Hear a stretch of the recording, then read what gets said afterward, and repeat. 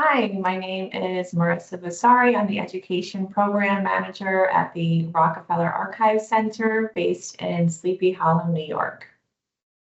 And I'm Marina Pisto, a third grade educator at the Pecanico Hills Central School District, which is right down the street from the Rockefeller Archive. And today we're going to be talking about an educational resource that we created a few years ago. We've since presented on it at different conferences, and we're excited to share it with you today. I'm going to first show you where you can find this educational resource, and we will take you through the overall goal, the lessons, and final presentation that students in grades 3 through 5 can participate in.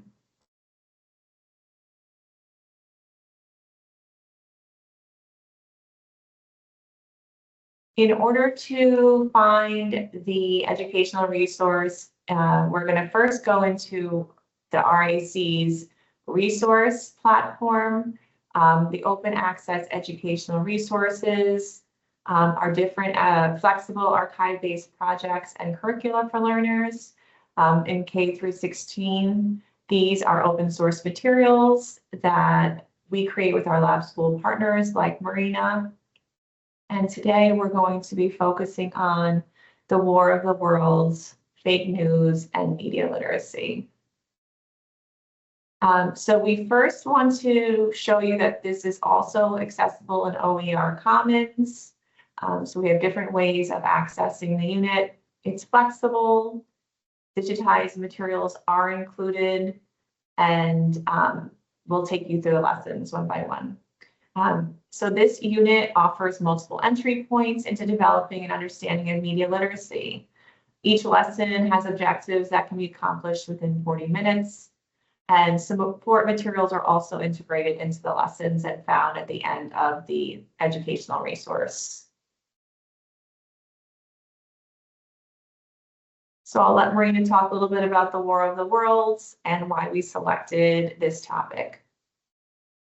The year that we did this work, we knew that we wanted to support the children in building their understanding of archival literacy with primary sources and secondary sources. We also wanted to make something that was collaborative in the sense of interdisciplinary. So as an English language arts teacher and social studies teacher, I was looking for more ways to integrate the archival literacy with my curriculum. And additionally, the more and more I looked at the resources that the Rockefeller Archive had to offer, I started to think a lot about media literacy, an incredibly important literacy that our students need now more than ever. And the Rockefeller Archive Center had access to the reports that were done after the original 1938 War of the Worlds broadcast about whether or not the War of the Worlds radio broadcast was fake news.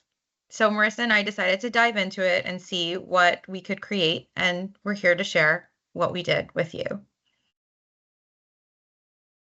Okay, so the first lesson is really talking a little bit about the Mercury Theater on the air, giving a little backstory about the War of the Worlds broadcast. And we also encourage students during each lesson to do small group and whole group and independent work. So for this first lesson, this would be something where they are creating window boxes to help visualize the broadcast that they watch, which we had a recording shared on YouTube. There is differentiation with scaffolded questions throughout the broadcast to highlight the areas that we wanted them to focus on when they were sketching those scenes in their window boxes. We also wanted them to understand what media is, what is that definition, and how the broadcast fits in under that umbrella of media literacy. So talking about media literacy and then creating a whole class shared definition around the word so that they feel they're contributing and demonstrating their understanding.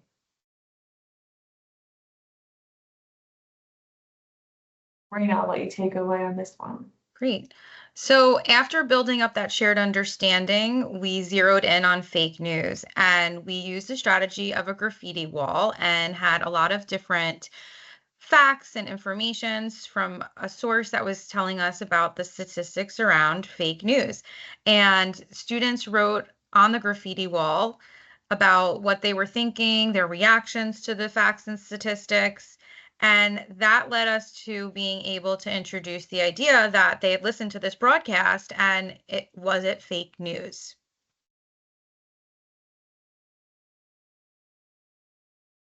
So as you can see, we're going through each of the lessons and everything is laid out for educators who are interested in using the materials. So talking about the validity of what one is reading is really important. So talking about how when reading articles, there's criteria that can help you decide whether something is real or fake, and how they need to use evidence to support their argument or their decision that something is real or fake. And this is helping students start to learn to discern what they're looking at, what they're reading, to pause, and to be smart consumers of information. And we say the younger the better when it comes to learning these skills.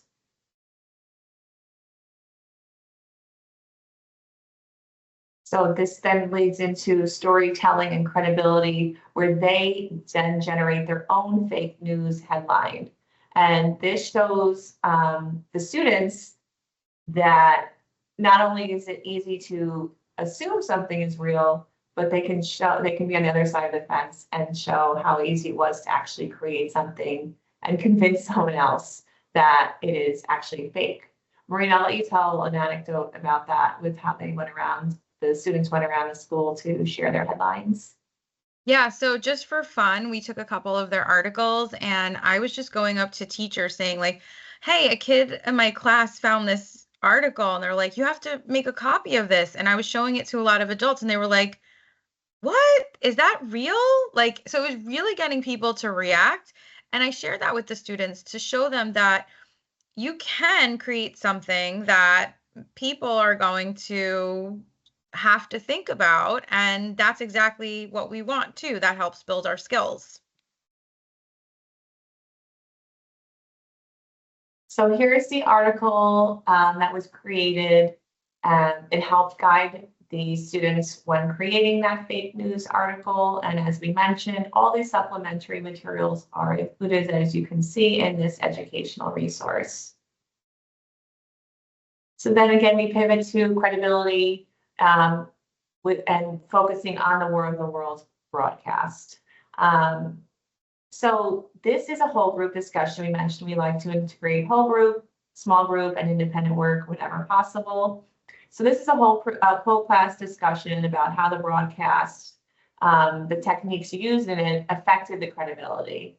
And using primary source documents like the Princeton Radio Research Project from 1938 to 1944, they can use these documents to help understand why the audience reacted the way they did. And they can see these primary source materials that were created at the time of, and that sense of authenticity, the immediacy of looking at documents created at the time, I think really does impact how the students look at or interacting in this lesson.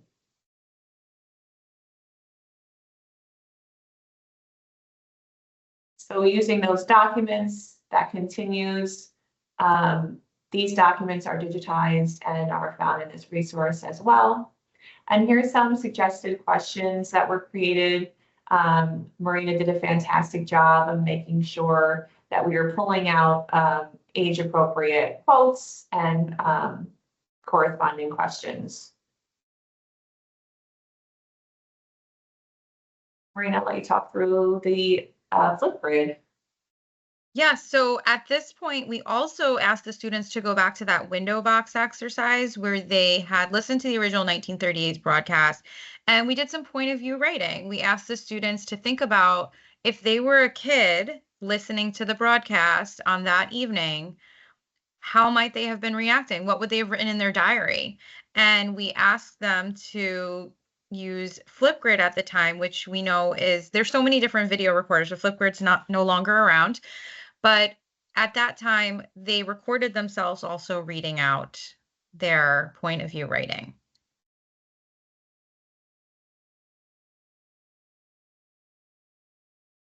Okay, so then we always try to relate what the students are looking at in terms of like the documents, listening to the recording, and connect it to present day, connect it to their daily lives and their world. So we try to talk about how information is shared during current times and do a little bit of analysis in terms of tone, word choice, body language, and comparing video clips from a video of Orson Welles close to the time of the recording and then 17 years later using a T-chart graphic organizer, and then looping back to the idea of credibility and providing evidence for their arguments. And then we also talk about the positives and negatives of accessing news through different media formats. So we really try to give a well-rounded sense of media and how information is shared and consumed, past and present.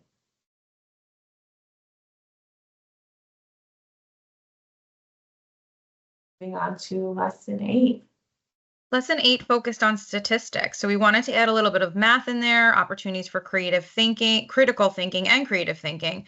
But we found some statistics from the original broadcast, and we linked out different sources where we got some of those numbers facts, and we invited the children to think about what those numbers facts might suggest and how numbers were used to either make something seem bigger than it is or smaller than it is. And as you'll notice, we cite all the materials we use, sources are linked out in the PDF.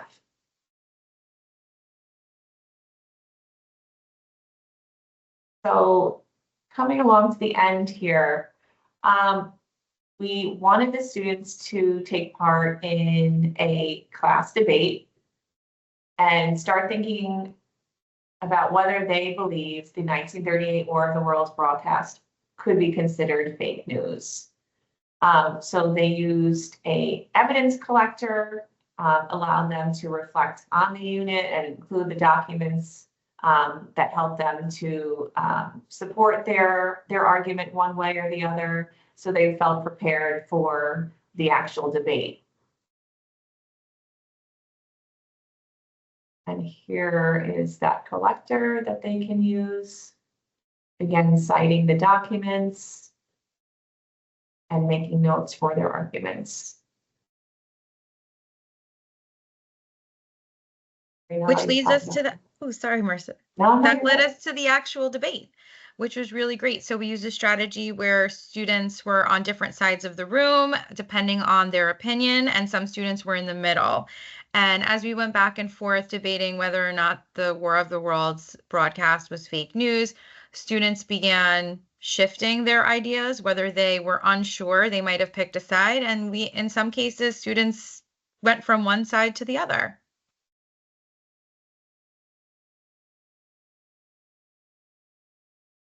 So that debate, I will also say, Marina tells a wonderful anecdote about how this unit was done at the end of the school year. This was a May to June unit, and they were fully engaged. The students were fully engaged up until practically the last day of school. They really took ownership of their work, and it was really great to see the enthusiasm behind this work. So just showing you that there are all the digitized documents, they are cited. So everything can be found in this PDF packet or on OER Commons. And along with the supplementary materials you already saw, here's a little bit about us and about the RAC. And we really hope that this was a helpful educational resource or something that maybe sparked your imagination. And please take a look at any of the other resources we've created. Any last thoughts? Yeah, and please reach out to us if you do end up using the unit. We'd love to hear how you make it work for you. Thank you.